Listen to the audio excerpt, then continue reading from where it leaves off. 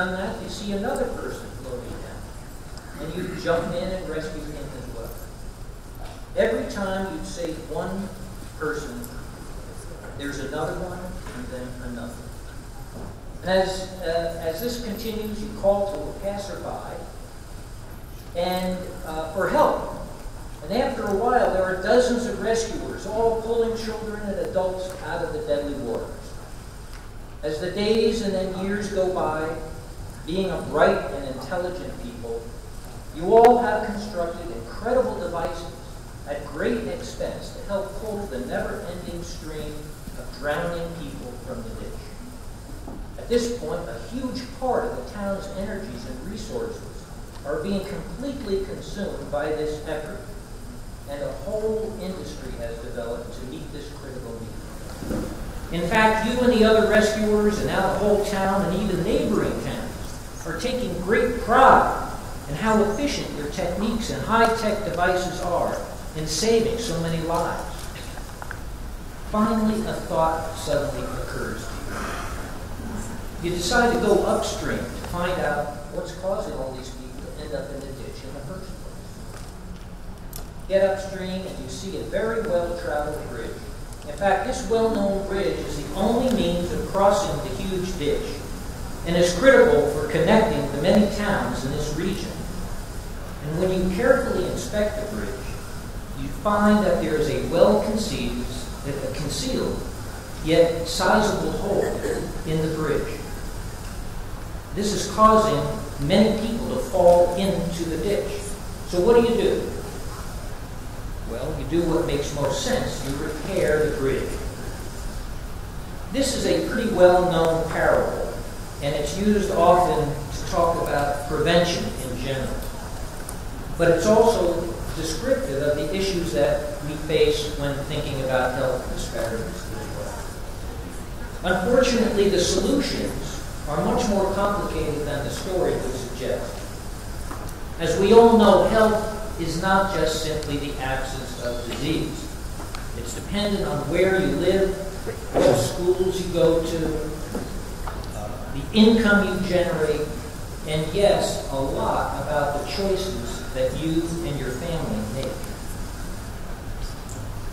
To effectively address health disparities, or more appropriately, to create health equity, has more to do with social determinants than medicine per se.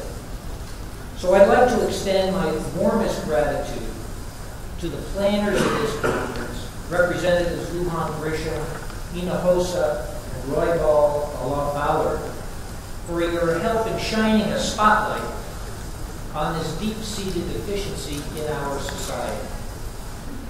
I truly believe that a great society is more measured not by the massiveness of its monuments and its structures and the sizes of its armies, but by how it treats its most vulnerable citizens. This is an issue of great concern for the Health Sciences Center here at UNM. And in fact, we care so much about it that it is the cornerstone of our vision. We have pledged that we will make more progress in health and health equity than any other state by the year 2020. This is a pretty ambitious goal, but it sets the tone for our institution's entire strategic plan. Specifically, we're aiming for improvement in 5 critical areas: cancer, diabetes, coronary artery disease, depression, and in my view, the most important, childhood obesity.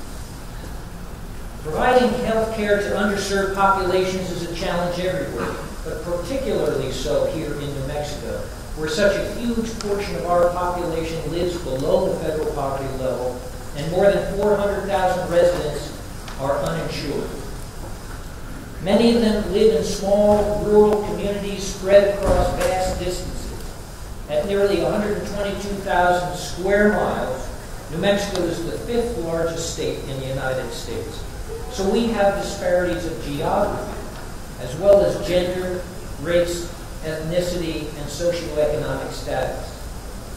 And while many of us hold out great hope for the Affordable Care Act, it will neither eliminate poverty change personal habits, improve our schools, nor change the fact that one's zip code probably plays a more crucial role in one's health than one's genetic code.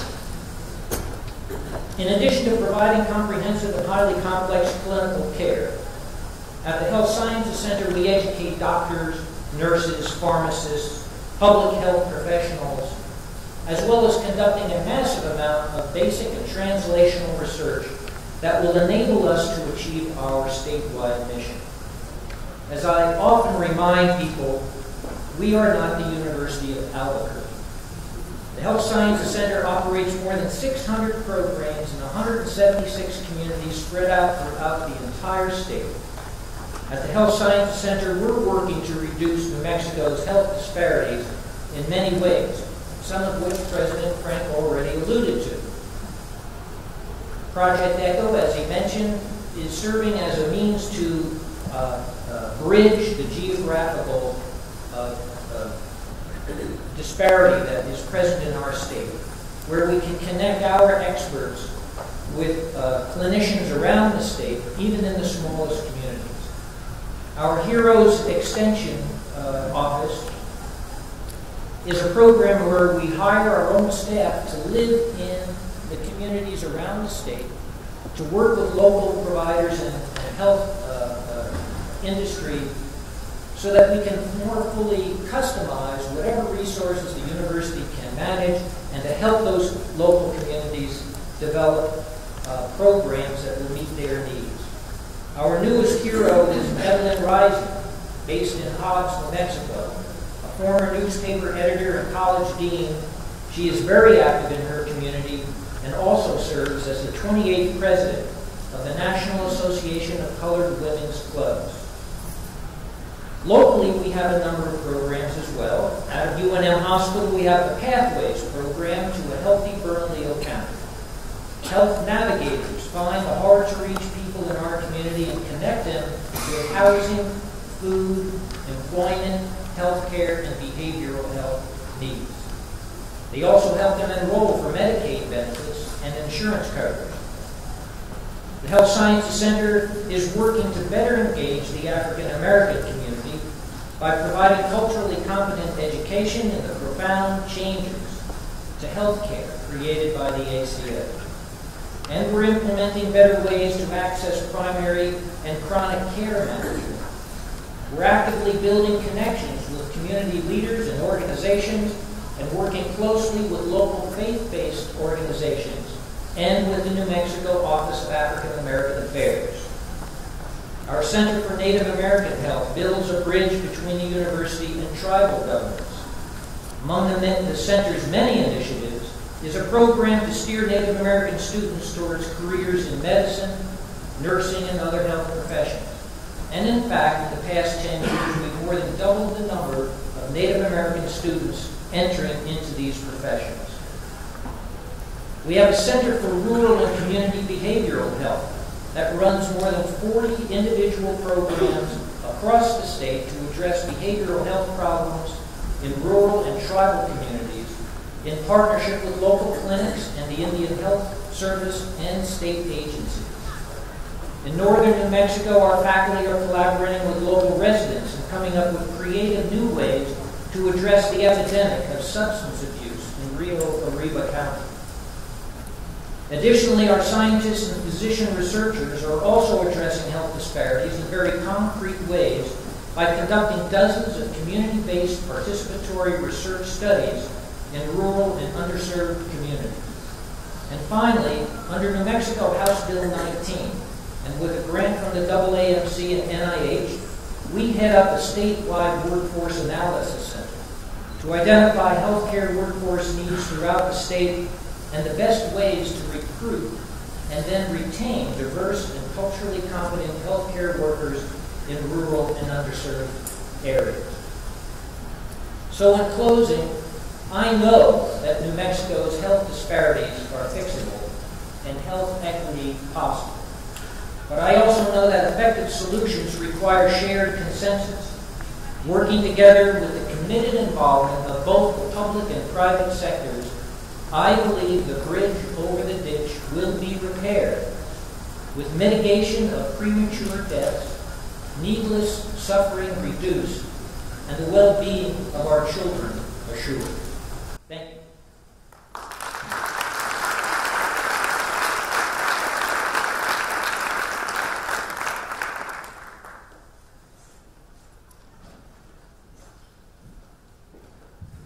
Our next speaker this morning is Dr. Gabe Garcia, who is the Interim Director of the Robert Wood Johnson Foundation Center for Health Policy and a professor in the Department of Political Science.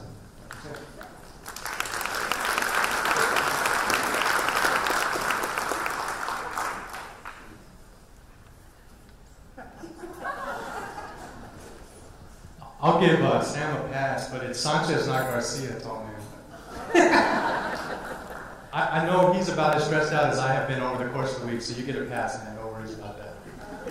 So, on behalf of the Robert Wood Johnson Foundation Center for Health Policy, which you've heard a little bit about, I'd like to welcome all of you here today. I think I can speak on behalf of the full planning committee when I say that I look out on this room after months of planning, and it's just a beautiful thing to see so many of you here from across the state, other states across the union, to be here to talk about these critically important issues. So I want to thank you all for being here today.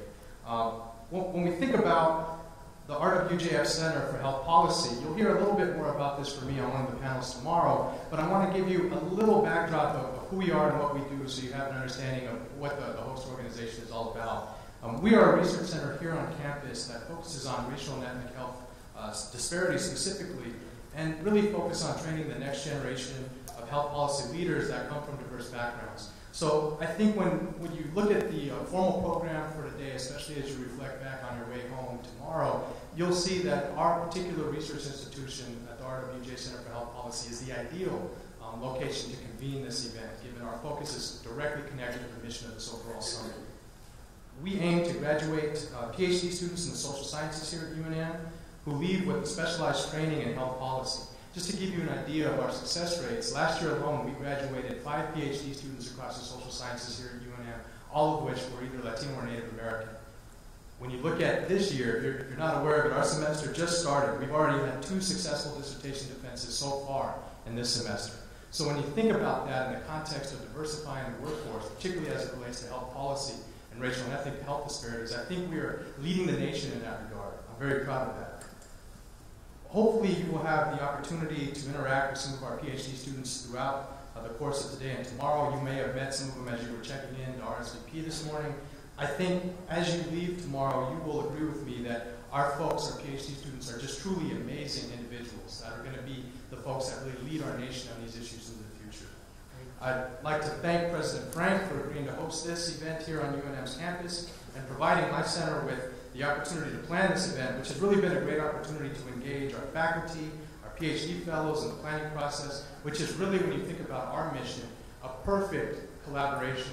We're talking about federal policy, racial and ethnic health disparities. It really is a match made in heaven, so I appreciate the opportunity to be engaged in this effort.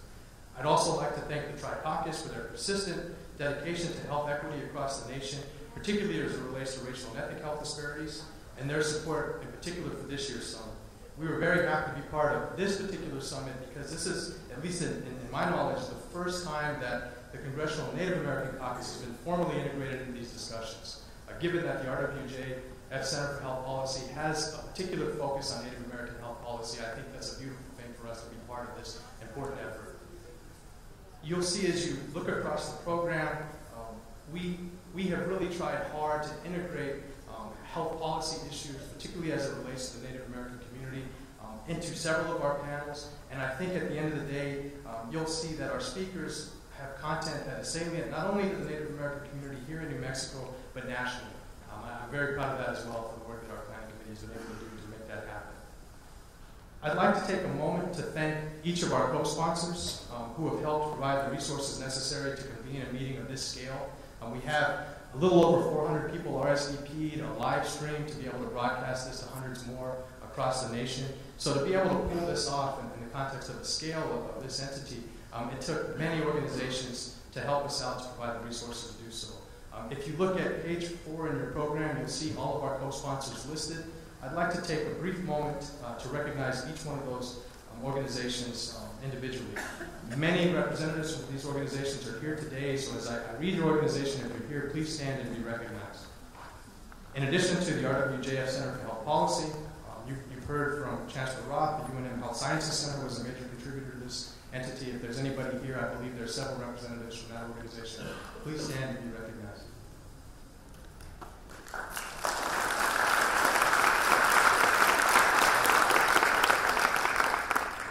UNM Hospitals as well contributed largely to this event. If there's anybody here from UNMH.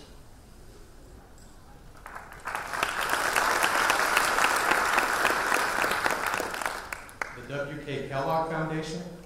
I know there are two individuals that were planning to be here.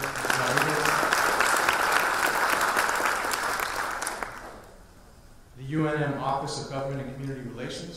I don't know if Mark Sabeda was able to be here today. Bernalillo Health Foundation.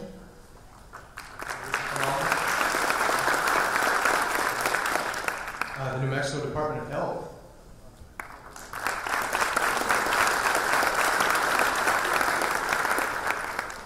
Bernalillo County, who you will hear more from in a moment. Thank you. Our sister center here at UNM, the Robert Wood Johnson Foundation Nursing and Health Policy Collaborative.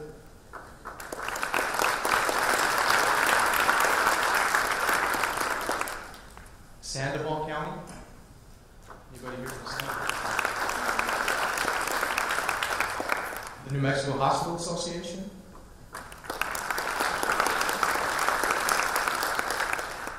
The New Mexico Medical Society.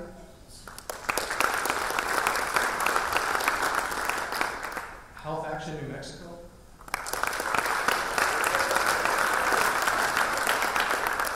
And last but certainly not least, UNM College of Arts and Sciences. Thank you again for all of those co-sponsors who made this a tremendous success in terms of being able to pull off the logistics. I'm also fortunate, and I've said this time and again, and I'll continue to say it, I'm fortunate to have the best staff on the UNM campus who has really exemplified their commitment and their talents with the summit here. Our staff went well above the call of duty, each and every one of them, to ensure that essentially no detail was left untouched with the planning effort. With the staff of the RWJF Center for Health Policy, please stand and be recognized.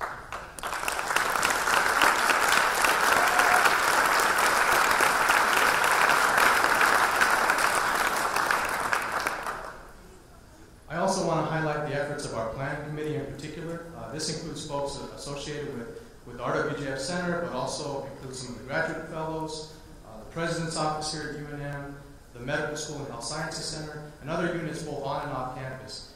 I'll say this, and I'm not saying this lightheartedly, this committee was the single strongest team that I have ever been a part of. Truly amazing group of individuals. Everybody was willing to engage and step up to do things as small as the minor logistics, as well as being able to plan the speakers and invite everybody. It was a truly amazing team. Will the planning committee please stand and be recognized?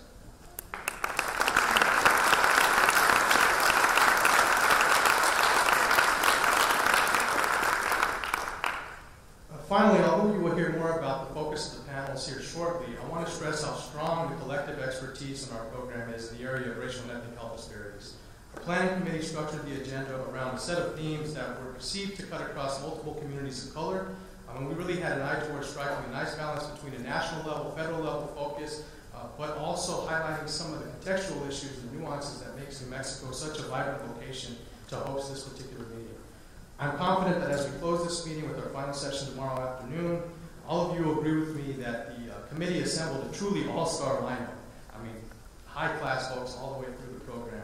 And I believe it will leave us all inspired to continue our collective efforts to eradicate racial and ethnic health disparities that unfortunately continue to plague our society. I was reminded that for those of you that are Twitter folks in the Twitter universe, please use our hashtag UNM Health Justice. That's UNM Health Justice if you want to broadcast this to thousands beyond our room.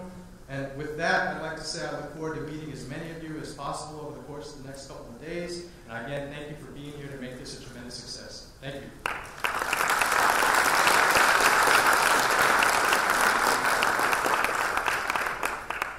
I think I stay up here to introduce our next, if we have the video feed, our next welcome. Unfortunately, Maggie Hart-Stebbins from the Bernalillo County, she's the county commissioner, was unable to be here today, but she wanted to send a welcome via live feed or a video feed with us this morning. If you folks did not catch the information regarding a reception this evening, it's at the National Hispanic Cultural Center from 6 to 8 p.m. as soon as we close things out. And I'd like to thank Bernalillo County in particular for providing the resources to make that reception happen.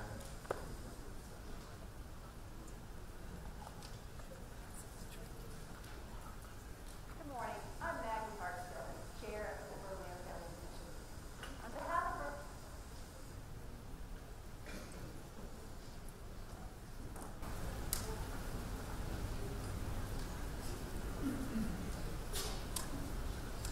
of Bernalillo County, I'm pleased to welcome home our friend and former colleague. Good morning. I'm Maggie Hart-Stebbins, Chair of the Bernalillo County Commission. On behalf of Bernalillo County, I'm pleased to welcome home our friend and former colleague, Congresswoman Lujan-Grisham. I would also like to extend a warm welcome to her esteemed colleagues in Congress and to thank the Robert Wood Johnson Center for Health Policy at the University of New Mexico for hosting this very important discussion about health disparities in our country. The root causes of health disparities: poverty, education, unemployment, incarceration, pollution, discrimination, hunger, obesity, access to affordable health care. Those are the issues that consume us as elected officials at the federal, state, and local levels. They are problems we all share, and those challenges deserve our time and energy. You need to look no further than Bernalillo County to find those problems and see the dramatic impact they have on the health of our residents. Right here, you find areas where the life expectancy in affluent neighborhoods is 16 years longer than in at-risk neighborhoods just miles away. In a portion of my own district, known as the International District, a district with a large Asian American, African American, Native American population, less than 70% of the residents have earned a high school diploma.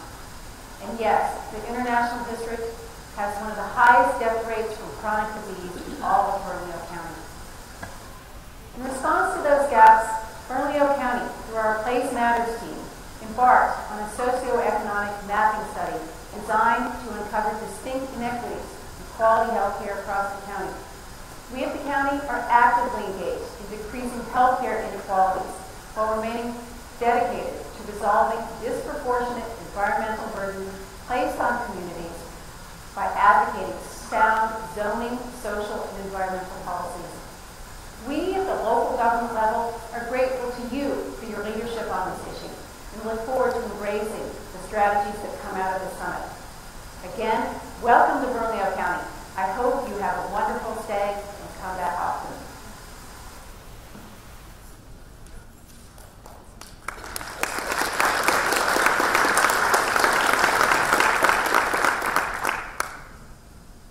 It's a real pleasure for me to be able to introduce our welcome address speaker. As you've heard, the Honorable Lujan-Grisham, Congresswoman from this district, largely the Albuquerque area here in New Mexico, is the summit chair. Really has been a driving force behind having this event take place, being able to have it here on the UNM campus. And if you look at her bio, if you haven't looked through the agenda yet, you have all the bios of all the members of Congress, all the speakers there in the back for you. You'll see that she's been a champion of these issues throughout her entire career.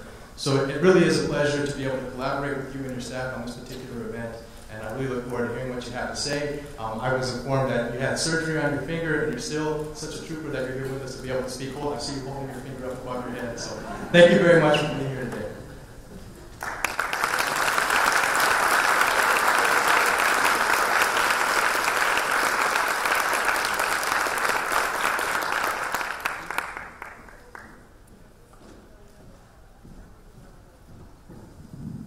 Good morning, everyone. So my job is really to stay out of the substance and to focus on welcoming everyone and highlight, which Gabe stole most of my thunder, to really talk about the incredible people here today who have put this event together and what this event, this summit, means for the future of resolving not only the delivery system issues and reimbursement issues and reevaluating where we are with the Affordable Care Act, but really and truly getting ahead, as Dr. Roth talked about, fixing the bridge and looking at health justice issues, because if we don't deal with those, we can make all the other adjustments, but in fact, we will not provide a better quality of life, enhanced healthcare outcomes for the populations that we serve, particularly in rural and frontier states like New Mexico. So let me just take one step back and start with these things. First, the University of New Mexico has done an incredible job putting this together. And while Mr. Sanchez was very kind about my role and involvement as the chair, the truth is the university stepped up, got this funded, identified incredible partners, not only here with the experts in our own state, but identified those experts across the country. And it's that working relationship that we're hoping to solidify that will make the difference over the long haul. So I want to thank the Robert Wood Johnson Foundation and Health Policy Center and Gabe Sanchez for your incredible work. Dr. Sam Howarth, who is well known not only for his work with supporting communities and individuals with disabilities and their family members, but is a well-known public health expert and advocate, spending much of his career in state government and now working on those same issues and research here at the university. Thank you very much, Dr. Howarth. And Paul Roth, I want to tell you that I'm always picking on Dr. Roth. I picked on him when I was at Aging, I picked on him when I was at the Department of Health, and I picked on him now at Bernalillo County, and I've continued that legacy right here at Congress because he is clearly one of the nation's foremost experts in healthcare delivery. And he's in a position in this university to elevate not only the Health Sciences Center and the educational aspects of the folks involved from the MD program to every other practitioner element necessary to have a holistic environment for the delivery of healthcare. But he was also predating, as he identified, a brand new research focus to areas that will make a difference in this state.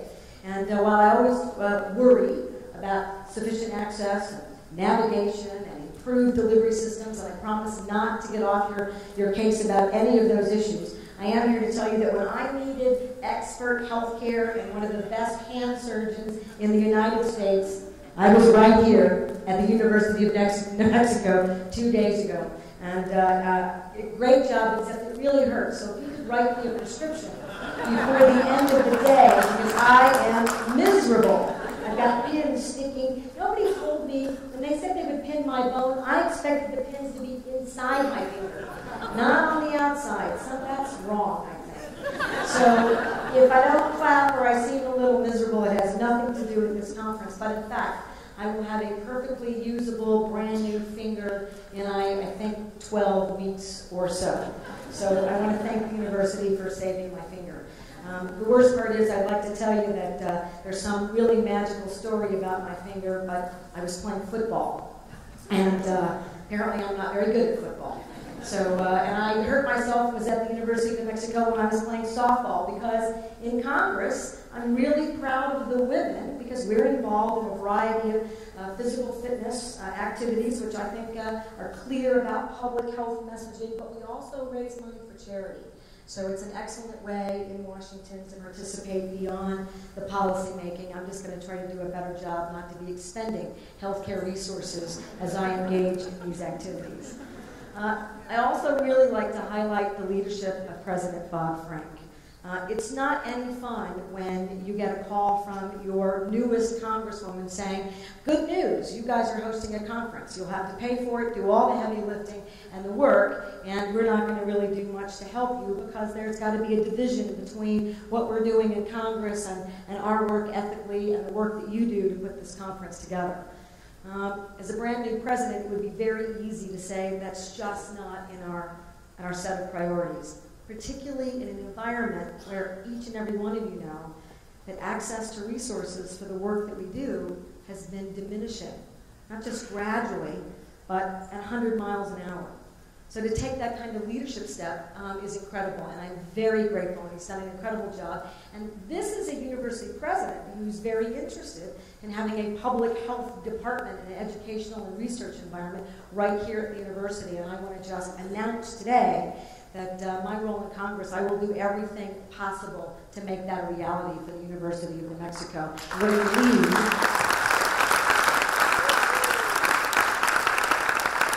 we're going to leave that front for the nation. And I also want to highlight and thank Connie Weimer. I don't know if she's here anywhere, but she's done. Where are you, Connie? I still don't see her. She's here somewhere.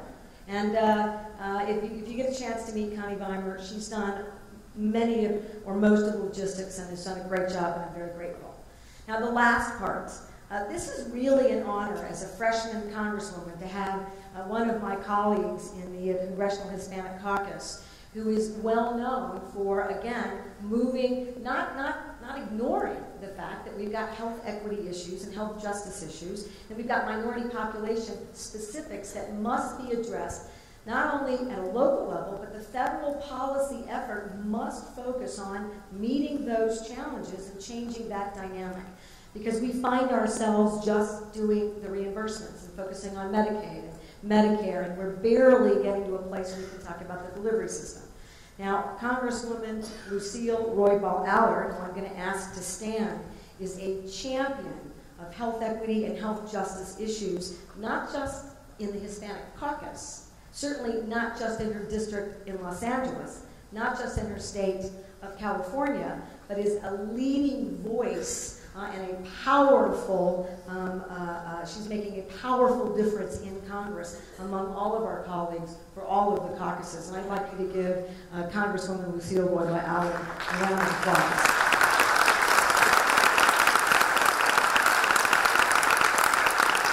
She's incredible. Although I'm still not sure whether I should thank you or be really mad at you for giving me this job. She's incredible. And through her efforts, and we've got many members of Congress who, through the course of the conference, will be making their way here. And I'm just going to mention a few, and I want to alert folks that this has been a tough couple of weeks for us to meet our commitments during the last part of our recess. And I know all of you are aware of what's going on around the world, and that we've been asked to weigh in about Syria, and many members of Congress have been going back and forth between Washington and their home districts in a way that they weren't scheduled to do prior to about a week ago. So we've had to adjust our schedules here for this conference. But we're going to have also Congresswoman Grace Napolitano, who's also from Los Angeles, who many of you have worked with Grace Napolitano. She's a leading voice for mental health disparity and mental health efforts to make sure that we are meeting our parity commitments in behavioral health. We've got Congresswoman Eddie Bernice Johnson from the Dallas area in Texas, who's going to be joining us. We've got Representative Joaquin Castro, who's one of my fellow presidents of the freshman class, who's joining us later this afternoon for a panel. He's a rising star in the Congress. And of course, our very own Congressman Ben Ray Lujan will be joining us, and again is the vice chair of the Congressional Hispanic Caucus, and will be very engaged in our efforts moving forward on health care reform. So with that, I welcome each and every one of you. I'm looking forward to the outcomes of this summit today. I'm very proud to have you in my district, in my state, and I'm very proud of the university and the Robert Wood Johnson Foundation for their efforts this morning. Let's have a great summit. Thank you very much for being here today.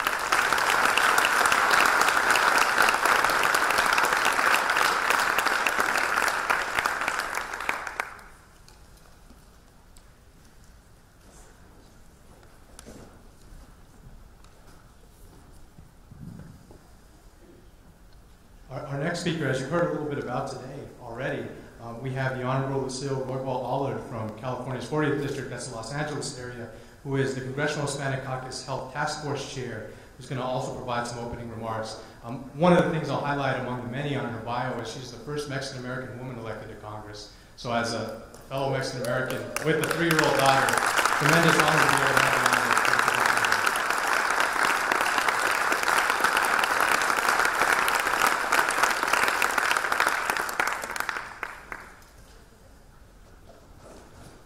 Good morning.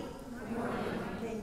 Welcome to this year's Tri-Caucus Health Summit entitled Practice and Policies That Promote Health Justice. It's incredibly inspiring for me to be here with so many dedicated health care advocates and community leaders. And for me, what makes being in Albuquerque even more special is that Albuquerque is the birthplace of my father, the former California Congressman Edward R. Roybal. And in fact, there are still many Roybals from our family who still live in this beautiful state.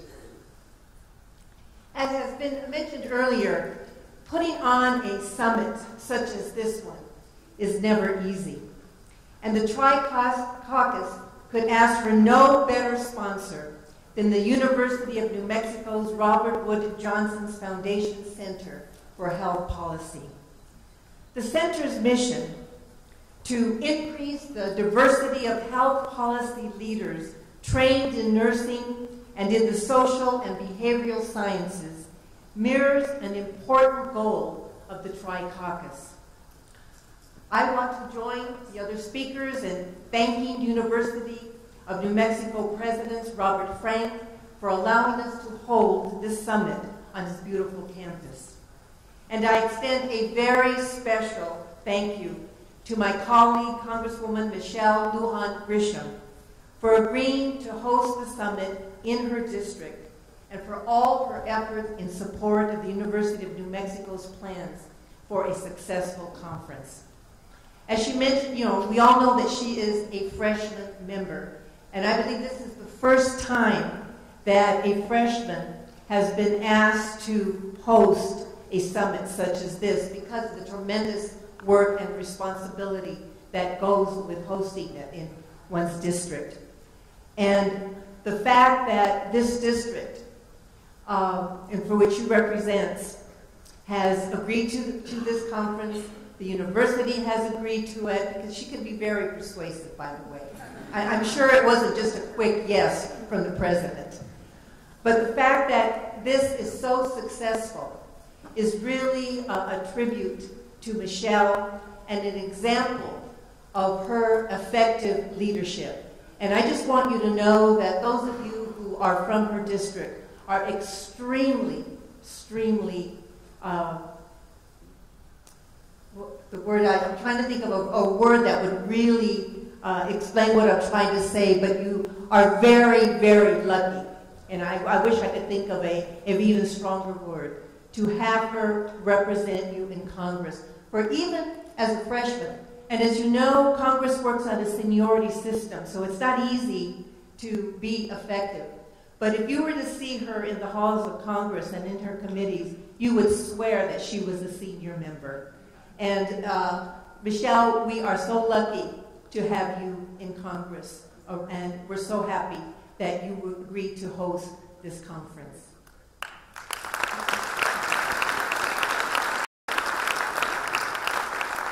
I also thank the RWJF Center Acting Director, Dr. Gabriel Sanchez, and his staff for all their hard work in helping to organize this year's summit. As Dr. Sanchez mentioned, one way that the center meets its goal of a diverse workforce is through its doctoral fellow program, which nurtures promising researchers who are dedicated to social justice and the elimination of health disparities.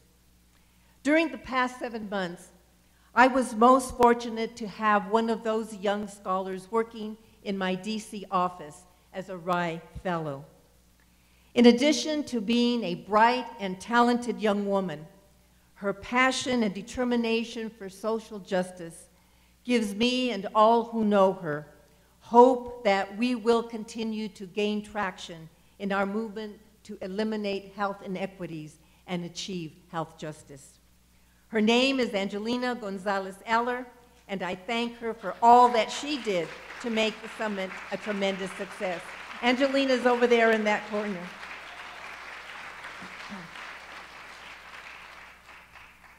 Many of you may remember that before 2001, there was no national dialogue about health disparities in this country. In fact, even today, discussions about social justice aren't always welcome in Washington, D.C. And there are those who actually believe health disparities are only natural and not an issue of concern. But we know that health disparities are the product of historical injustices and are morally wrong and unacceptable. We also know that persons in position of power have the responsibility to fight against these pervasive injustices.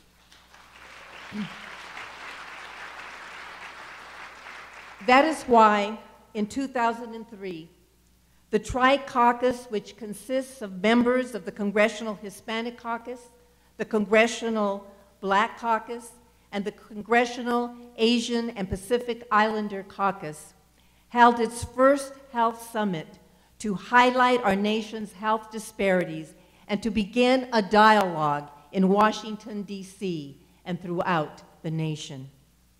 Believing that no one's quality of life or life expectancy should be determined by the color of the skin or the zip code in which they live, the Congressional Tri-Caucus has been tireless in its efforts to educate Congress and the country about the serious health issues that exist in poor and minority communities, such as the disproportionate burden of premature death and preventable illness.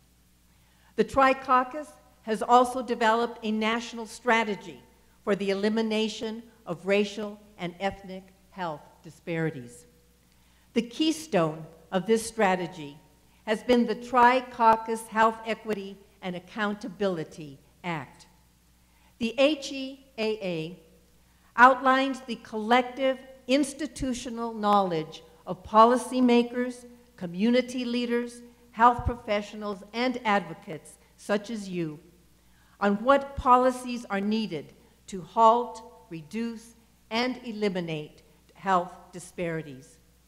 It is a living roadmap that is revised and updated each Congress as new research and recommendations evolve. I am pleased to inform you that due to the hard work and advocacy of my colleagues in the Black Caucus, the Asian and Pacific American Caucus, the Congressional Hispanic Caucus, and the Native American Caucus, the Affordable Care Act, better known as Obamacare, contains many of the groundbreaking policies of the Tri-Caucus Health Equity and Accountability Act. And let me tell you, that was not an easy feat to accomplish. It was most difficult, but because of the determination of these caucuses working together in unison and being determined that there was going to be policies put into Obamacare that were going to directly address the needs of our minority communities, we were successful in getting those in.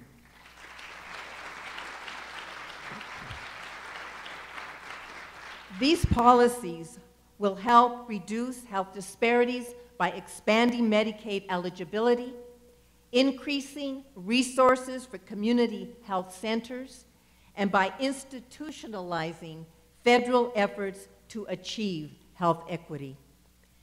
And while it is true that we have made gains in the last decade, we all know that there is much more that needs to be done. Over the next 2 days, we will talk about the most pressing health issues facing our poor and minority communities. And we will discuss what needs to be done to overcome the inequities and obstacles in our society that prevent the promotion of health justice in our country. Thank you for being here. Your input is going to be invaluable as we finalize the HEAA Act that was going to be introduced in the fall. And I can't tell you how honored I am to be here to participate with you in this discussion. Thank you.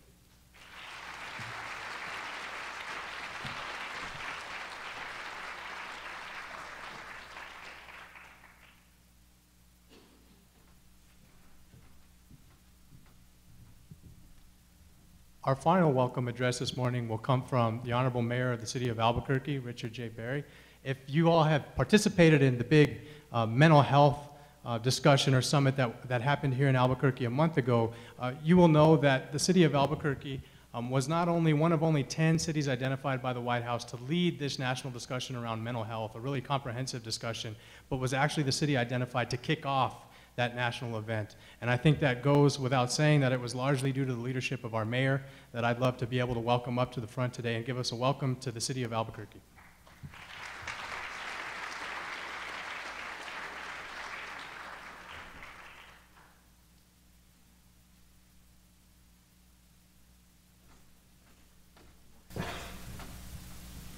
Good morning. Thank you. How are you this morning?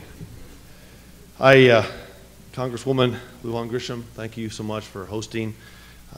Representative Roybal-Allard, thank you so much for your words.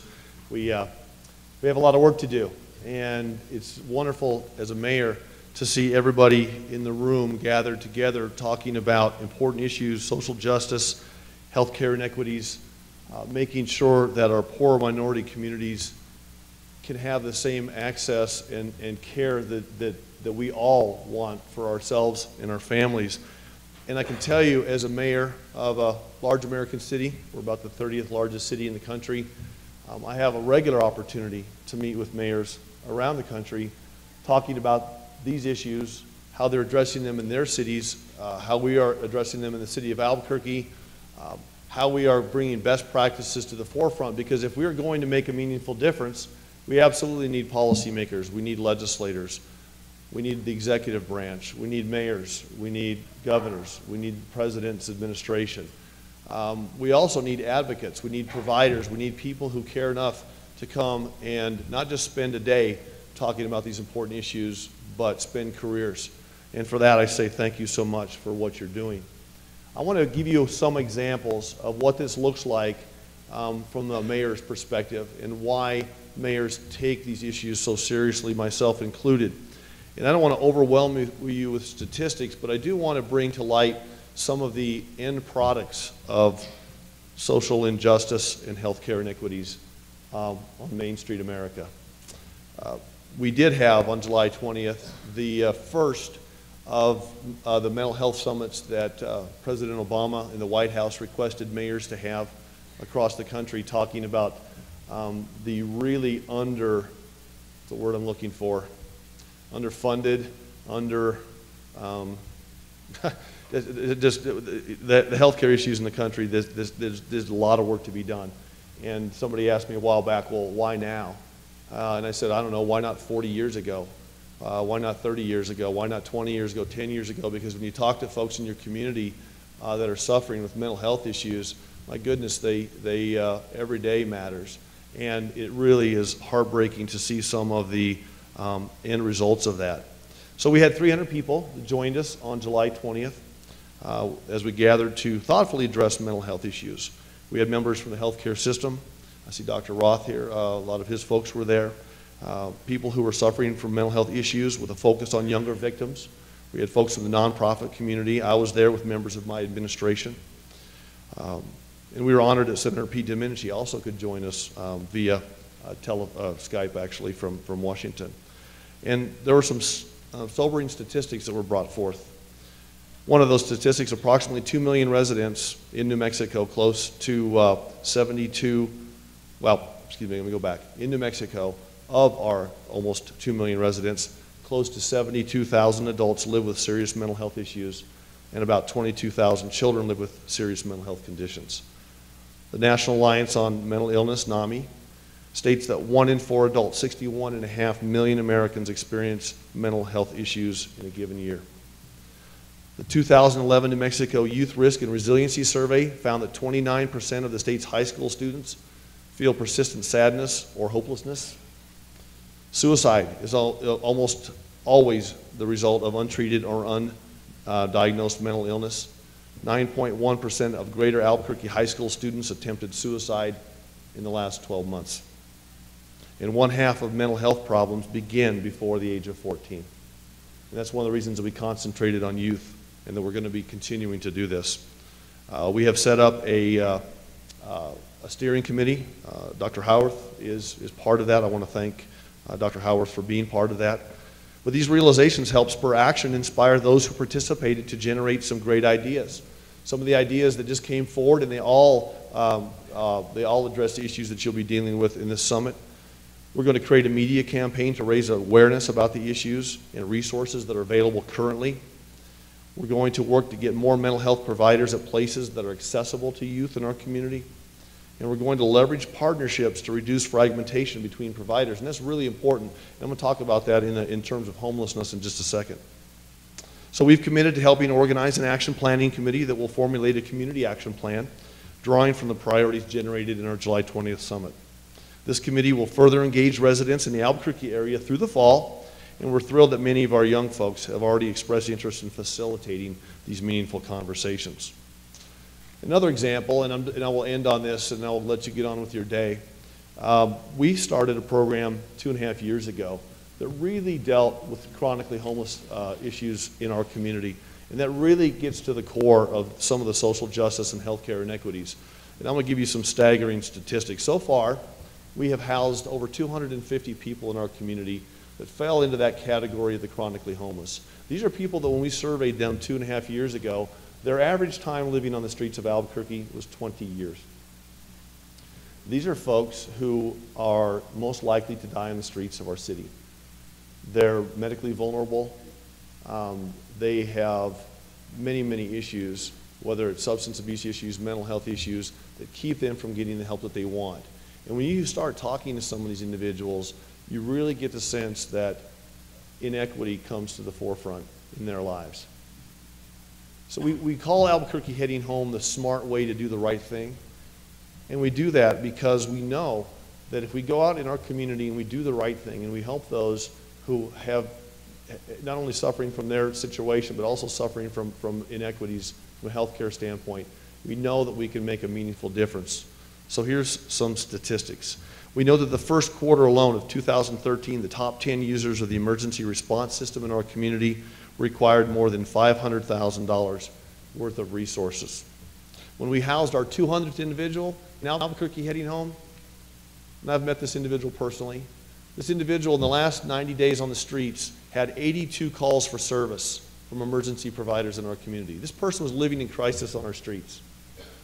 The cost to the citizens of Albuquerque for that, on top of the untold human cost to this individual, was $144,000. I could put this individual into housing for 21 years. Get this individual surrounded by care and love. Get them the services that they need. Their life is going to be better. We're going to be better off. We have some new findings, and some of these will be released next week in a study that we commissioned through the University of New Mexico. Albuquerque Heading Home participants' emergency room visits decreased by 36%. Decreased shelter costs by about $118,000. Decreased jail time by 64%. And decreased hospitalizations by almost 84%. So we know we can do this. We know we can make a difference. And I know if you're in this room today, that you have got out of bed every day for a long time to make a difference. And I'm just here to tell you that with your help, with your leadership, with your guidance, folks like myself, folks like these ladies who are here this morning, are representatives, we can make a difference. But we need you to tell us what makes a difference in the world that you see every day. You need to coach us along. We know Heading Home is a wonderful place to begin. We have made wonderful progress. The Mental Health Summit that the White House asked us to put on is a wonderful start. We have a lot of work to do. These are heavy lifts, but we can do this by working together. So as I close today, I just really close with a thank you. Thank you for what you're doing. Thanks for making a difference in people's lives. Thanks for caring about the issues. And thanks for being good at what you do and advocating and letting us know what it is that we can do as our small part to make sure that you have the ability to get done what you want to get done. Have a wonderful summit. Congresswoman, again, thank you so much for hosting. Dr. Roth, President Frank, UNM, everybody that's been involved in this, thank you so much for what you're doing. Have a super day. Thanks for...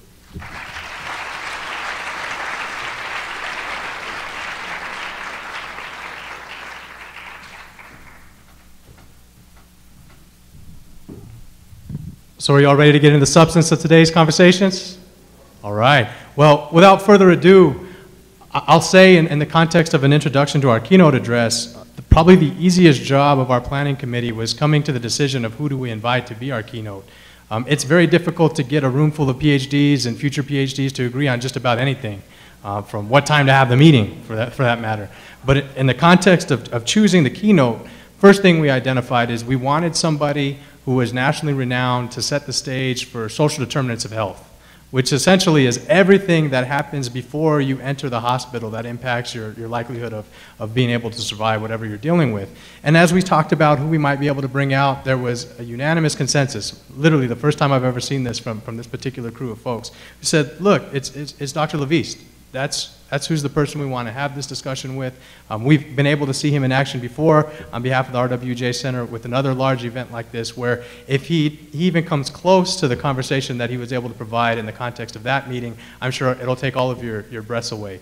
So without further ado, our keynote address for today's discussion is Dr. Thomas LaVeist. You'll see in his bio, he's the director of the Hopkins Center for Health Disparity Solutions, the William C. and Nancy F. Richardson Professor in Health Policy at Johns Hopkins Bloomberg School of Public Health. I'm really looking forward to this discussion. Thank you, sir, for joining us today. I know it's your son's birthday tomorrow, and so the fact that you were able to come out for this with the chance, a small likelihood of not being able to catch the festivities, I know it shows his dedication to these issues. Thank you, sir.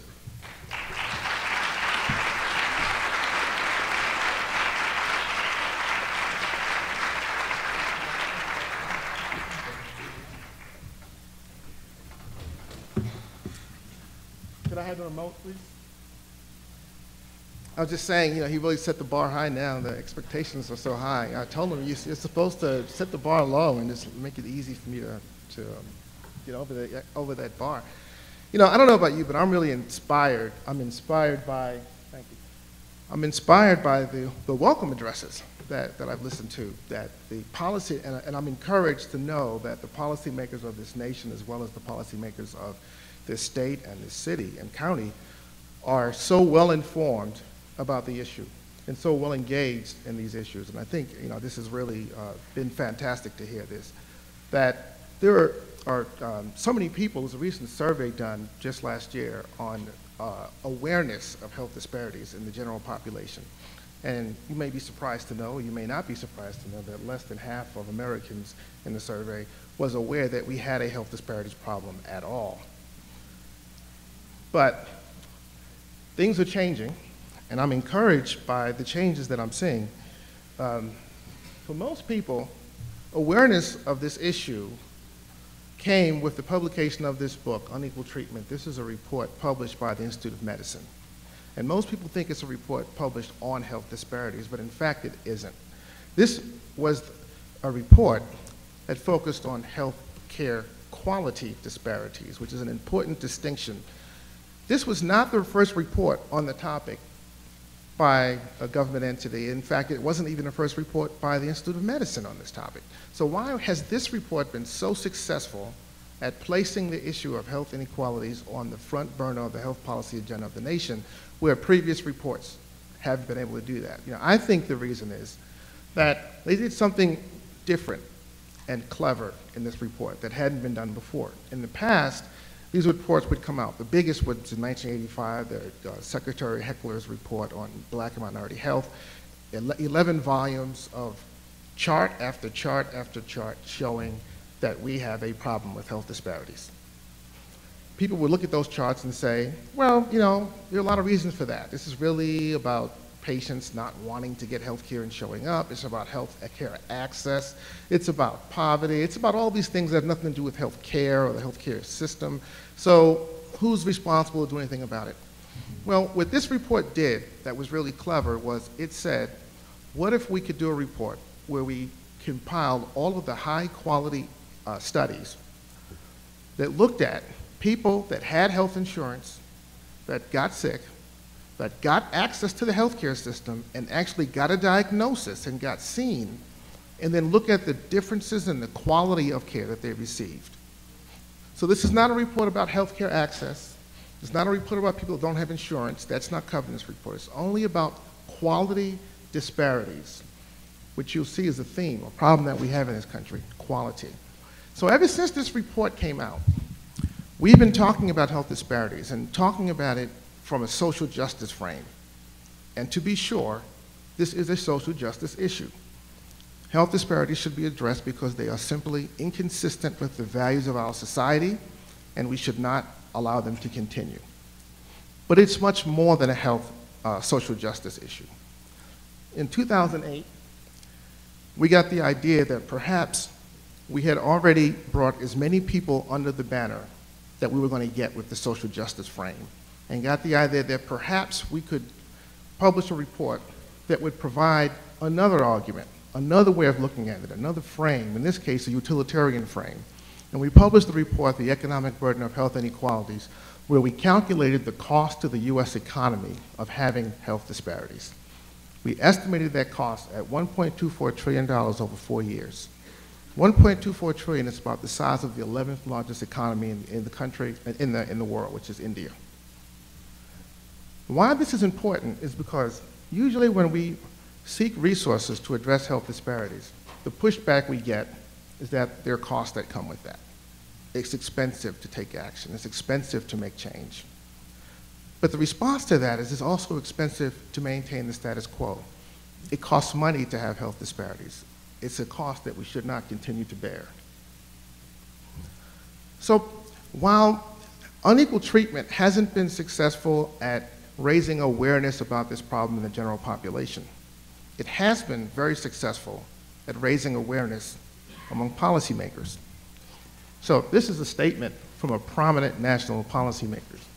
This policymaker says, a key test for any new system is the ability to provide access to quality of care for the poorest and sickest among us. The elimination of health disparities must be a critical goal. No American can be left behind. Wonderful words, are they not? So, anyone want to guess who made that statement?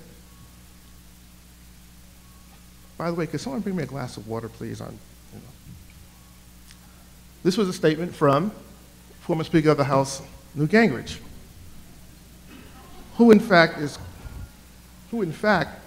quite an expert on health policy issues and has educated himself and become quite knowledgeable about these issues. Let me give you one more. African Americans die sooner than other males do, which means the system is inherently unfair to a certain group of people, and that needs to be fixed. Any guess?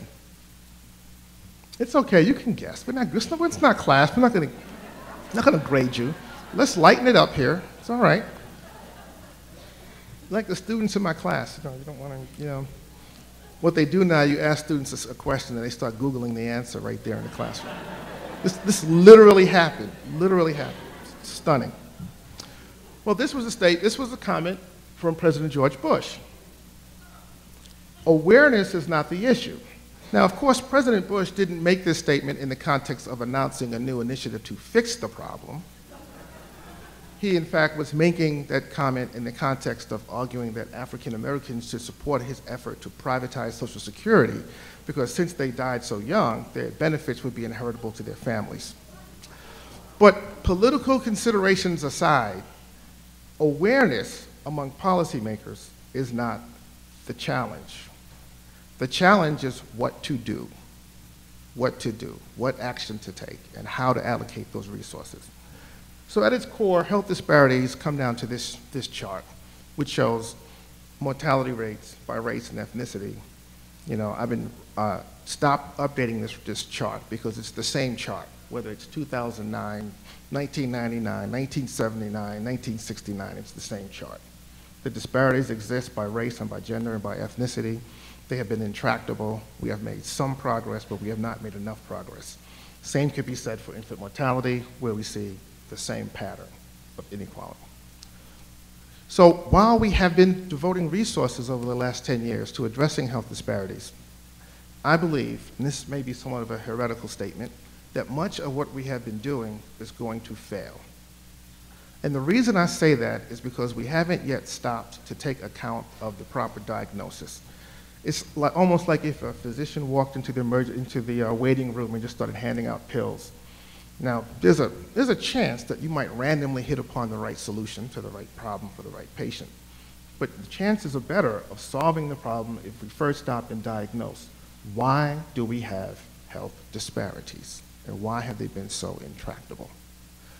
So most people, if you ask them why they exist, it comes down to one of three answers. Either it's about biological differences between race groups. In other words, they're immutable because they're natural. This is God's way of organizing the world, and we need to just accommodate ourselves to that. Or this is really not a race or ethnicity problem. It's really about poverty or socioeconomic status. To which I always say, well, why would that be any different? Why would that be any more acceptable? This is still a problem. Or it's really just a healthcare access problem. If we can just equalize access to care, this would go away. We wouldn't have a problem anymore.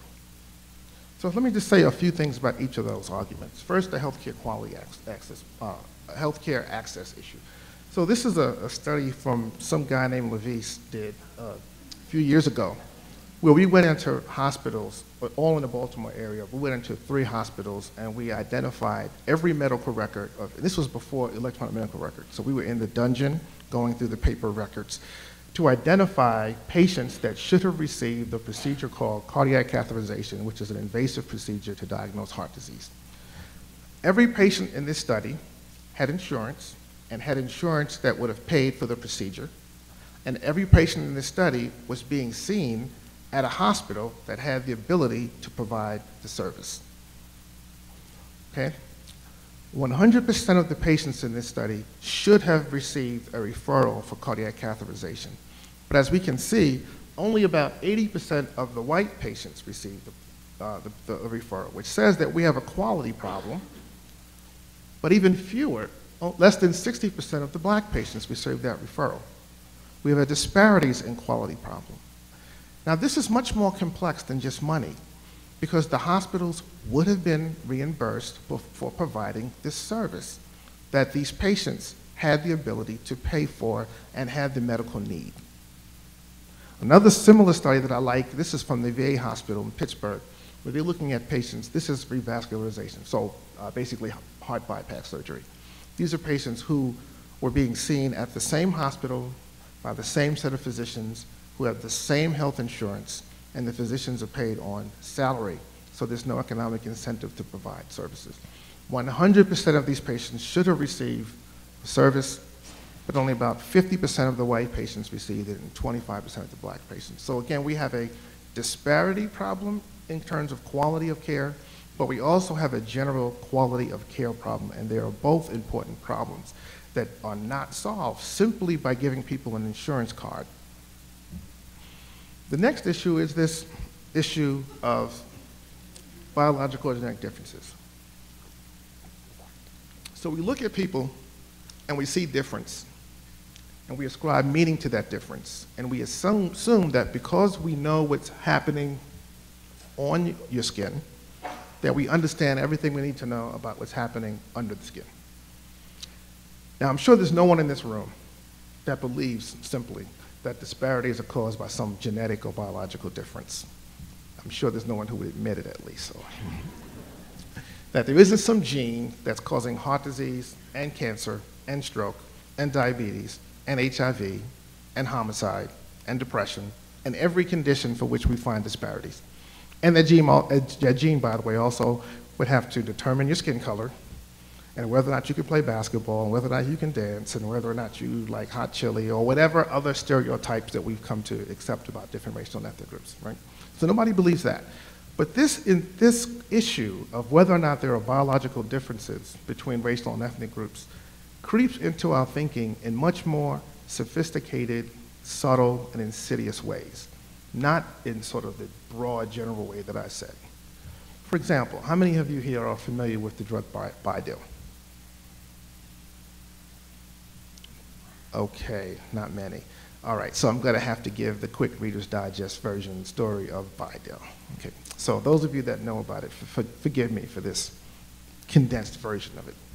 So Bidil is a drug to treat congestive heart failure. This is a disease that about 50,000 new cases per year. It's pretty much a death sentence. Life expectancy is about 5 years after that, and in those 5 years, you will use a lot of emergency services, a lot of healthcare resources, right? So it's a terrible disease. In the 1970s, these new diseases were coming onto the new drugs were coming onto the market to deal with cardiovascular diseases. drugs that are now common day for us. For example, calcium channel blockers, beta blockers were coming out, and these were drugs that were dramatically better than the drugs that had been available previously.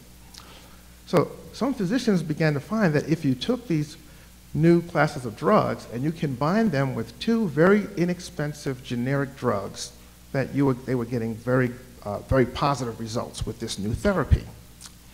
So they said, let's do a study and see if we can document what the efficacy of this new treatment is. And they did that study and published the article in the New England Journal of Medicine. And it showed that this new therapy, this combination of drugs, was extremely effective at addressing cardiovascular disease. But it didn't stop there. They said, well, what if we can take these generic drugs and put them together into one pill? If we can get a patent for that, then there would be this economic windfall that we would get from it. So they did that. They got the patent, and they came back to the FDA and said, we'd like to bring this drug to market now. FDA says, no, you can't. Well, why can't we? Well, you can't because the clinical trial you did was fine as it was, but it did not meet all of our standards. You need to do a new trial. There's not enough time to do a new trial because if they did that, by the time they got the results, the new patent would have expired and they would have not been able to capture the economic windfall.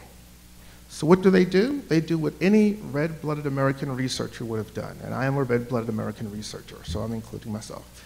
They did a little data mining. They went into that data set, they spun that data set, and what they found was that the drug was more effective in black patients. Now, I use that terminology intentionally because that's the way that we talk about things among the health professionals. We use that kind of terminology. The drug is more effective in black patients. So what does that mean? Well, let's say, for example, we had a drug, and just to keep it simple, we had black patients and white patients that had a disease. We give them this new drug. 75% of the black patients benefit from the drug. 65% of the white patients benefit from the drug.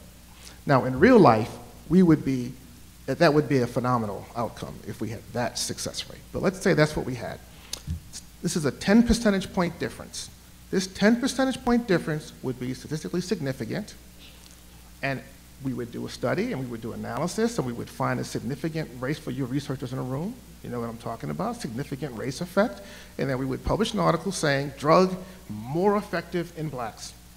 But is that drug, under that example, more effective in blacks? If you were part of the 75% of black patients, you benefited. If you were part of the 65% of white patients, you benefited. You didn't benefit more or less. You either benefited or you didn't benefit, right? So the drug wasn't or isn't more effective in blacks. It's effective for more blacks, perhaps. It's effective for a larger percentage of black patients, perhaps. But it's not more effective in blacks. Now, what they find is that it's more effective in blacks. They go back to FDA and say, oh, you know what, we need a new patent. We need a patent for use of this drug only in black patients because the drug is more effective than blacks. And 2 years after the Human Genome Project, billions of dollars spent, proved that there is no significant racial differences in genetics, they get this patent for this new drug only for black patients. 2005, not 1905, 2005. So my question is, who gets Bidil? Do we prescribe Bidil to this African-American gentleman? He has one grandparent from Scotland, one grandparent from Ireland, and two grandparents from Jamaica, and he was born in the Bronx.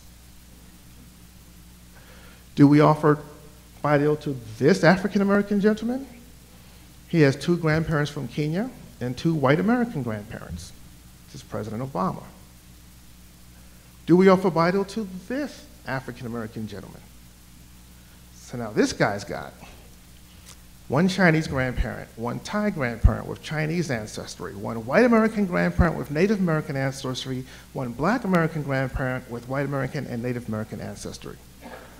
From whom did he inherit his Bidil receptor?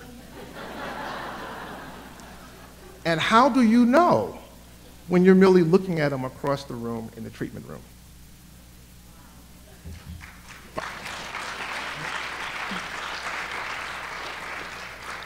Do we offer Bidil to this gentleman?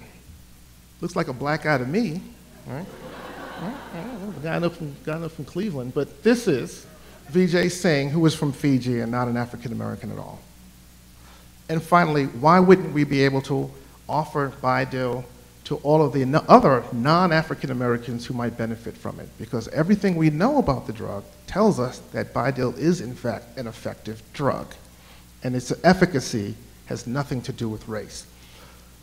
But even here, with people who we would think would have the sophistication to understand that race is not biology, we get this outcome in 2005. This issue of whether or not race and ethnic disparities are really about socioeconomic status, I think can be simply responded to by showing just a few charts that I put together. I'm not going to beat you over the head with too much data, but these are just some examples of, I'm just using black and white here in different levels of education and showing that for each of these conditions, we see a disparity exists.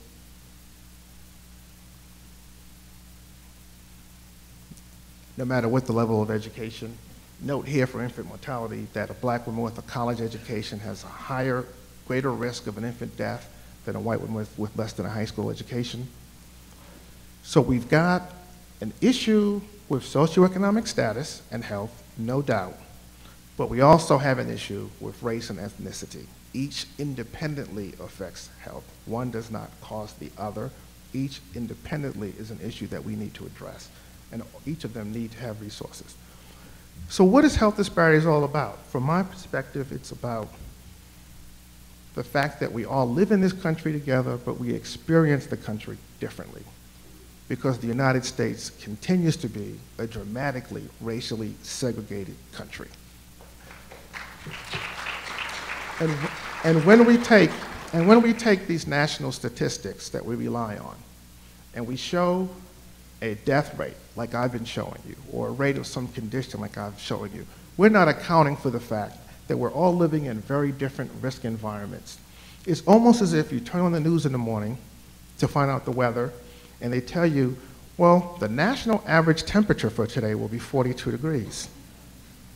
That's an utterly useless number, right? Because it doesn't tell you whether or not you need a jacket today or an umbrella today, because it's really local. It's really what's happening in your community. It's the same thing that we do with these national statistics. We do these national statistics. We don't account for the fact that people living in very different environments, experiencing the country in very different ways, have very different levels of access to healthful resources, and that these health statistics are in many ways indicators of the social and economic conditions that people are living in that we're not accounting for. So here's an example. Here's a high school in the Baltimore metropolitan area. This is a high school in a suburban area, upper middle class suburban area. I'm at the entrance of the campus while I'm taking this picture. I drive onto the campus and we see trees and lawns, and then off in the distance we see the classrooms where the students meet for classes. Come around to the side of the campus, and here's the gymnasium where the basketball team and volleyball team and gymnastics teams perform. Here's another high school. This is a middle class suburban area, a public high school in the Baltimore area. Here I'm at the entrance of the campus, and again there's a lawn and there's some trees. The building is clearly visible to the street. As I come around to the back, here's the soccer team going out for its afternoon practice on an open field with no bleachers for the spectators to watch the baseball game. As I come around to the back of the campus, here's the portable classrooms, because in this upper middle class suburban high school, the classroom building is not large enough to accommodate all the students that attend the school. And finally, here's a high school in the Baltimore metropolitan area. There's no lawn, but if you look closely, there are some, I think I have a pointer here, there's some weeds here in the cracks. And we've got a tree here. So my point, 2 points.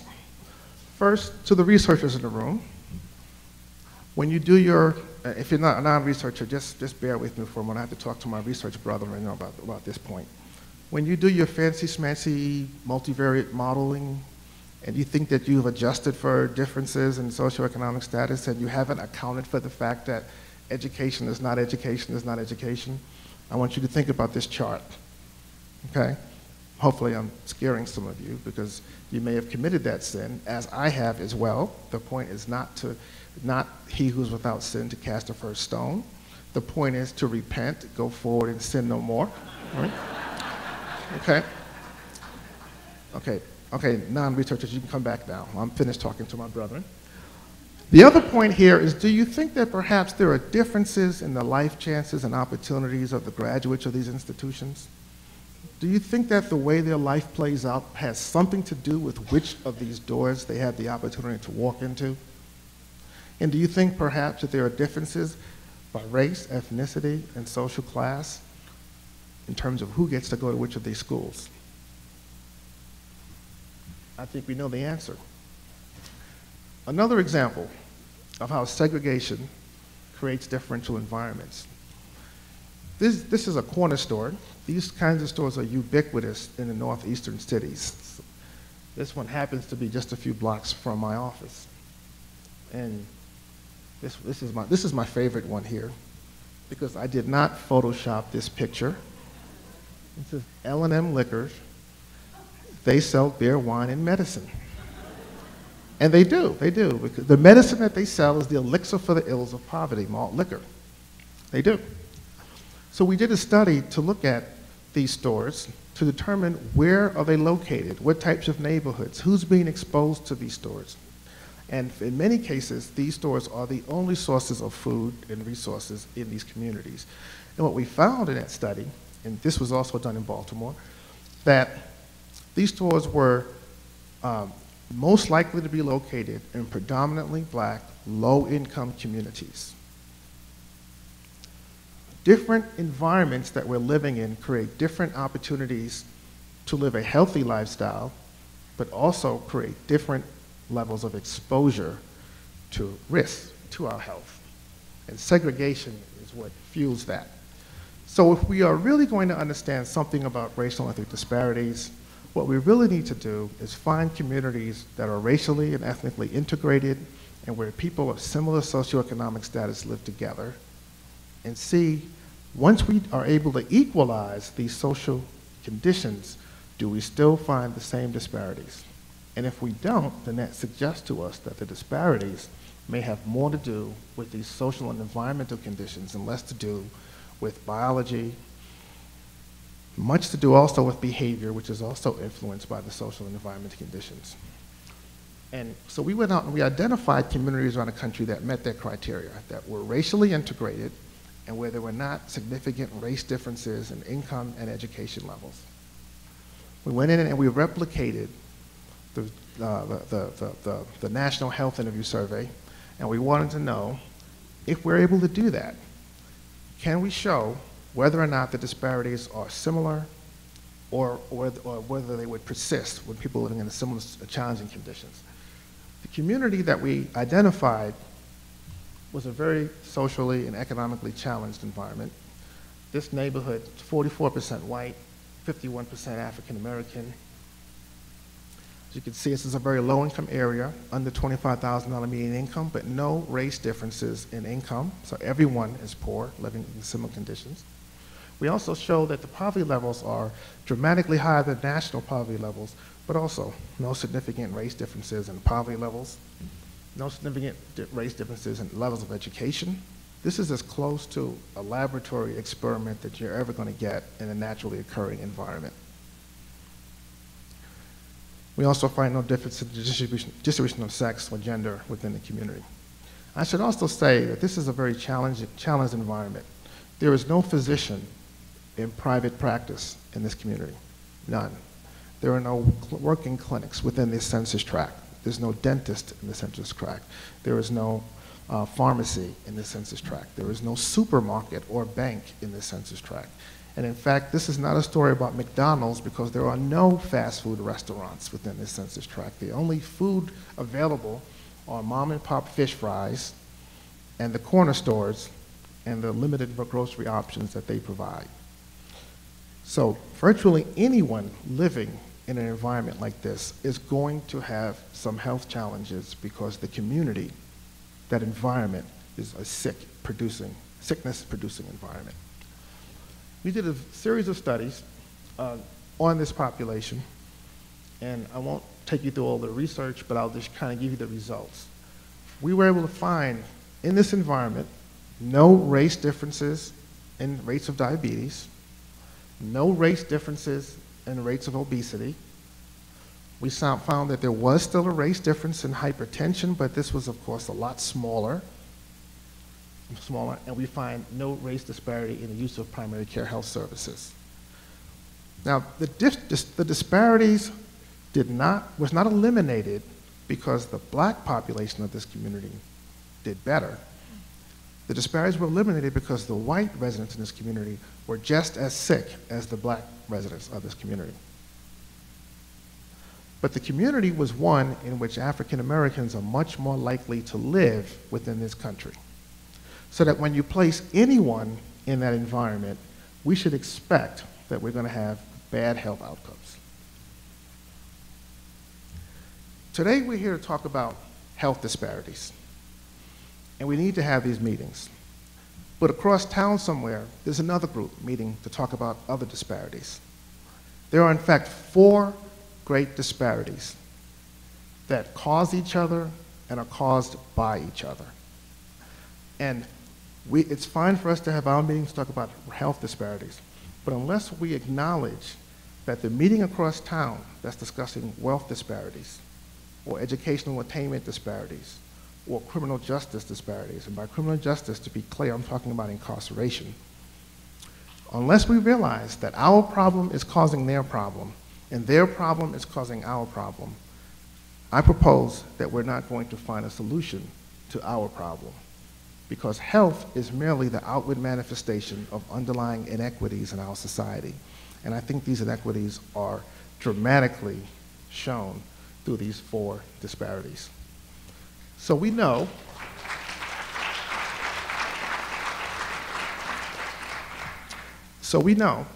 that education is one of the best known predictors of health.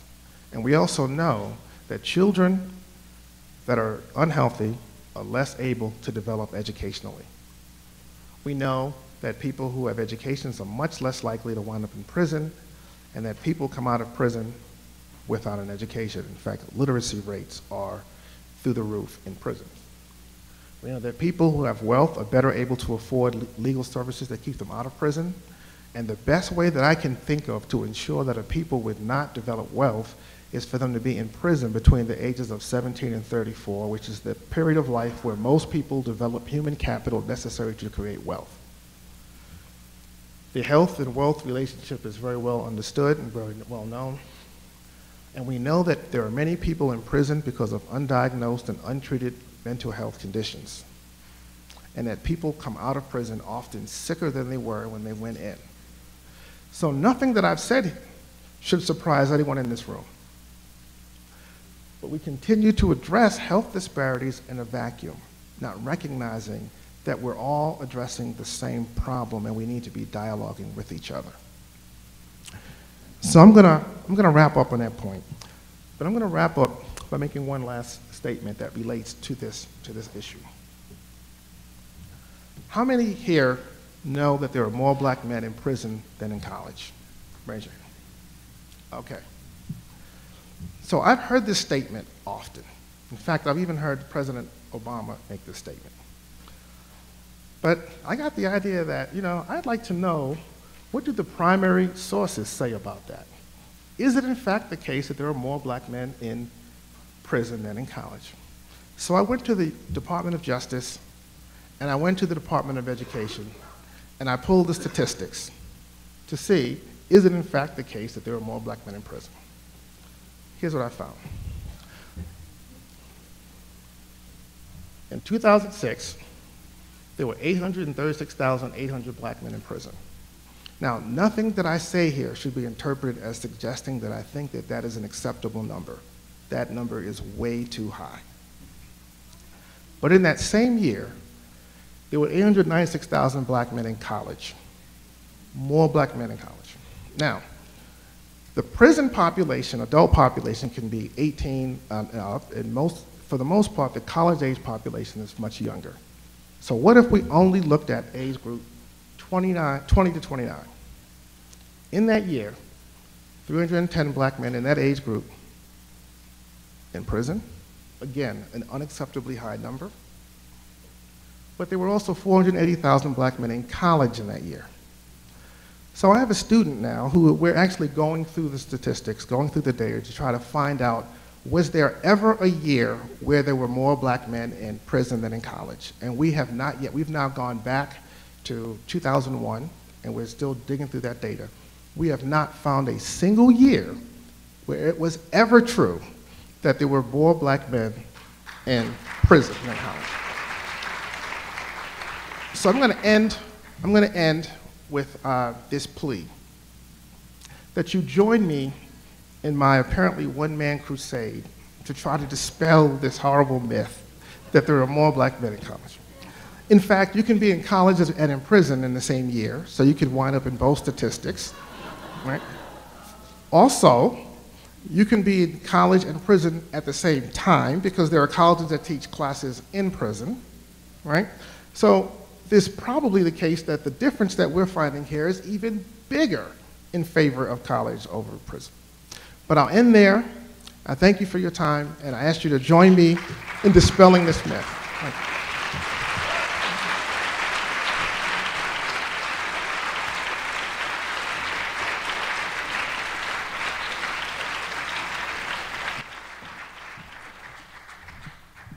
Didn't I tell you he was great, right? Another round of applause, Dr. LaVeist.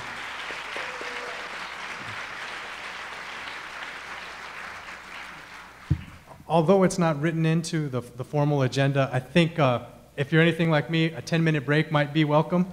Is that fair to assume?